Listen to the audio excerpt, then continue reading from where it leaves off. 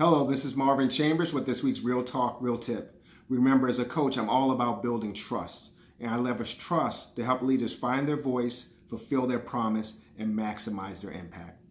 This week's impactful message is around the notion of feedback, right? A great tool for development, a great tool to help people get better and better every day. And as leaders, we have to be really good at giving people good, clear, constructive feedback. And it's not always easy, especially when the emotion gets involved.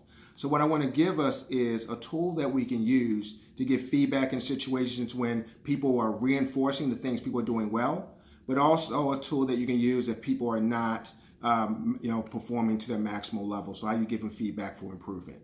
And it really has to do with the acronym STAR, right? So first, there's STAR when someone is really doing a good job. And so you want to really reinforce the great work they're doing. So STAR stands for situation, task, action, and result. So let me give you an example of how that would work. Let's say the person is doing a really good job in meetings. They're staying focused, they're on task, they're listening to their teammates, and they're really helping facilitate the discussion and get the most out of people.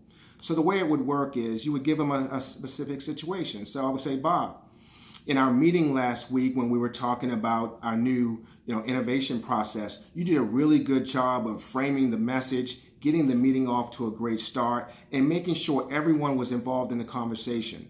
As a result of that, the team was highly engaged, and we really got to the outcomes that we wanted in terms of the product choice that we wanted to go with. Great job. See how we did that? Situational task, action, result. Alternatively, if the person is doing something and you really think they can do it better, then it's feedback for improvement. And we use the acronym STAR-R. That stands for situation, task again, action, result.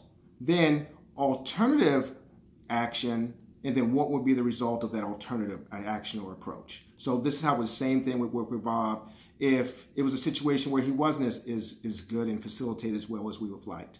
You could go, Bob, in our meeting last week, which you were going to be the facilitator of, I noticed that you started the meeting late. You didn't really start with a great introductory message. People were talking over each other and you didn't bring them together. As a result, we really didn't get to the outcome of figuring out what product we wanted to go to, and everyone seemed still a little confused and scattered at the end of the meeting. Alternatively, what you could have done is start the meeting by going over the agenda, making sure everyone understood their roles and responsibilities, and then when we got off track, moving us back in the right direction. And as a result of that, we would have gotten to our end result that we desired of just choosing what product we wanted to go with. See how that works? STAR, feedback for when people are doing a great job to reinforce a message. STAR-R, when you want to help them improve and get better. This is Marvin Chambers with Real Talk, Real Tip. Again, it's all about trust. And I leverage trust to help people find their voice, fulfill their promise, and maximize their impact. Have a great one.